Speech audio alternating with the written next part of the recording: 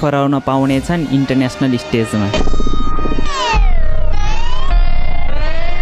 So hello guys, के छ खबर? सन्चै हुनुहुन्छ? सो आजको भिडियोमा चाहिँ फ्री फायरको अपडेटको साथसाथै हजुरहरूलाई चाहिँ मैले गुड न्युज चाहिँ दिनेछु। जस्तै कि फ्री फायरले चाहिँ नेपाललाई स्पोर्ट्स वर्ल्ड कपमा चाहिँ स्लट दिएको छ। नर्मल प्लेयर्सहरूले खेल्न मिल्छ कि नै, रजिस्टर कसरी गर्ने, FFWS नेपालसित रिलेटेड फुल डिटेलमा चाहिँ कुरा गर्नेछौँ। त्यसको साथसाथै हाम्रो गेममा आउने रमदान इभेन्ट, त्यसबाट पाउने free magic cube, Ramadan special म्यापको डिफ्रेन्ट ठाउँमा चेन्जेस हुनेछ, purple angelic event, next gold royal, next CS र्याङ्कको रिवार्ड्सहरू, अपकमिङ कन्फर्म इभेन्ट्स र अरू पनि थुप्रै इन्फर्मेसनको बारेमा चाहिँ आजको यो भिडियोमा चाहिँ कुरा गर्नेछौँ। सो यो भिडियो चाहिँ स्किप नगरिकन इन्डसम्म चाहिँ हेर्नु होला। चलो भाई देखो अब मैं क्या करता हूँ।